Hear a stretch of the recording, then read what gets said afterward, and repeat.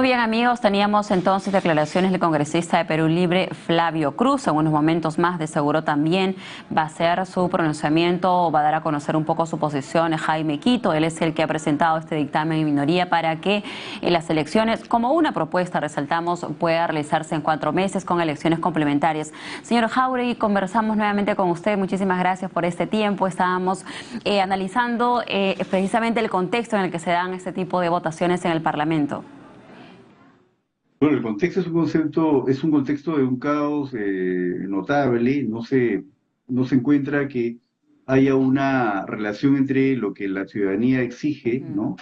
Y que se puede expresar en las encuestas, el nivel alto de desaprobación al Poder Ejecutivo y también al Parlamento, lo que debiera llevar a la conclusión democrática de proceder a un recorte del mandato y un adelanto de elecciones, pero respetando los plazos que, digamos, la ley electoral establece, ¿no? La ley orgánica de elecciones establece que entre la convocatoria del proceso electoral y la jornada electoral debe haber un periodo de tiempo de 270 días, es decir, 9 meses. Creo que es un tiempo razonable, como bien lo ha expresado el Jurado Nacional de Elecciones y la Oficina Nacional de Procesos Electorales, tiempo razonable para hacer unas elecciones transparentes, limpias, ¿Cuál libres, sería, en competitivas. todo caso, cuál sería la de que sea en abril de 2024 en estos plazos o de acuerdo a los otros proyectos también que se han evaluado?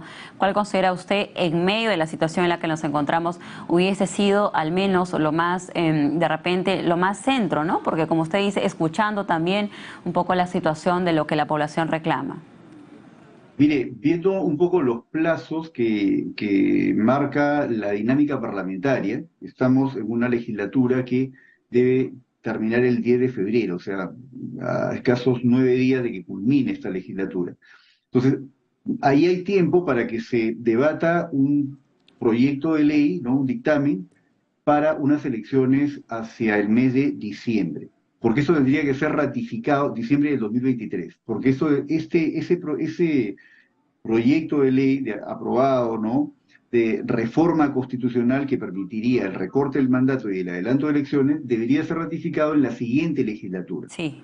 La siguiente legislatura empieza el 1 de marzo. Entonces, si hay voluntad política, lo que parece que es un poco difícil, pero si hubiera voluntad política, podría ser ratificado, esta reforma constitucional podría ser ratificada en la quincena de marzo, con lo cual tenemos de abril en adelante lo que nos lleva a un plazo de 270 días hacia el mes de diciembre.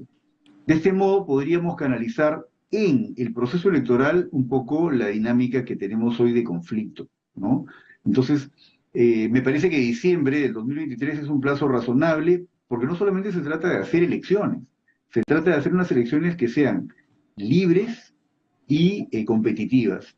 Para eso se requiere que los organismos electorales cuenten con 2 cosas. Primero, autonomía. Hemos visto lamentablemente actitudes desde algunas bancadas del Parlamento de pretender socavar la autonomía de los organismos electorales, lo cual es sumamente grave. Y el segundo aspecto es que requieren los tiempos, lo que me refiero a los organismos electorales, adecuados para actuar de forma prolija, planificando las etapas electorales y, digamos, realizándolas, ejecutándolas. Entonces, con autonomía por parte de los organismos electorales y los tiempos que la ley prevé, tendríamos unas elecciones libres y competitivas que permitirían canalizar la conflictividad que tenemos hoy, a tener una discusión más abierta, ¿no?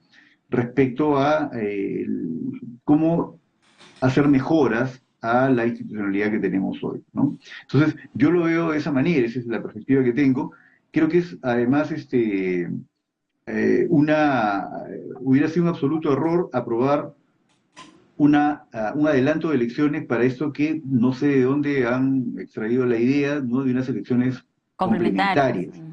¿Por qué? Porque las elecciones complementarias se aplican solamente al caso cuando el Poder Ejecutivo, el presidente de la República, a través del primer ministro, hace en cuestión de confianza, esta es negada en 2 oportunidades y por lo tanto se va a una disolución del Parlamento, ¿no? Queda solamente la comisión permanente y se convocan elecciones complementarias para completar el mandato y, digamos, lograr una reconfiguración de las bancadas que permita salir de un bloqueo político.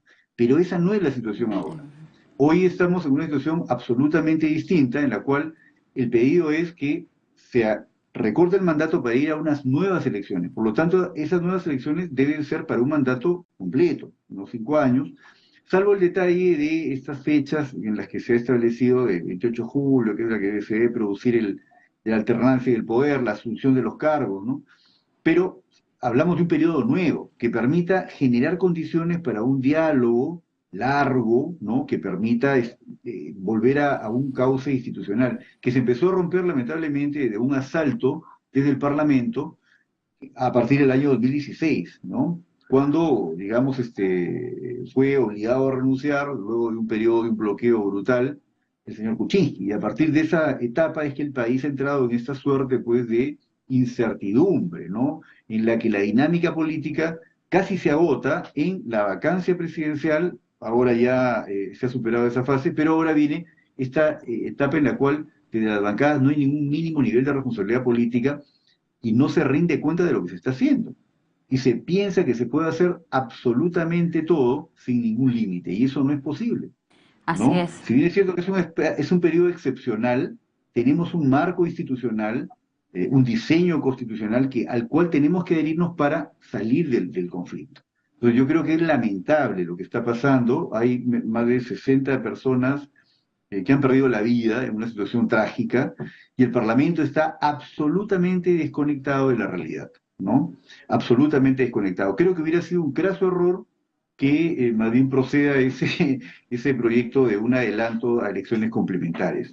Sí, y Me atrevo a sobre, pensar además que es una falta de respeto digamos, a la ciudadanía, ¿no? Porque es una forma como de alguna manera, pretender sorprender a los ciudadanos, ¿no? eso, y sobre todo, a ver, qué tan inusual es este tipo de proyectos, ¿no? De propuestas de esto de las elecciones complementarias. Usted señalaba de que solo se dan determinados casos, pero realmente sí, pues llama mucho la atención este tipo de propuestas porque, como usted dice, pareciera que hay una desconexión con lo que está sucediendo en el país, porque, a ver, te quedas hasta mayo, los únicos que se pueden quedar es hasta mayo son los congresistas. Es como que me aseguro yo, sin embargo, no de repente no escucho mucho o no me pongo en el lugar del otro frente a lo que está pasando. Entonces, y sobre todo es un mensaje poco positivo a la ciudadanía, porque que de repente que no sabe mucho de estos proyectos, de la situación del Congreso, lo único que escucha es, hey, van a seguir ellos sí, hasta mayo, y nosotros qué pasa. Entonces,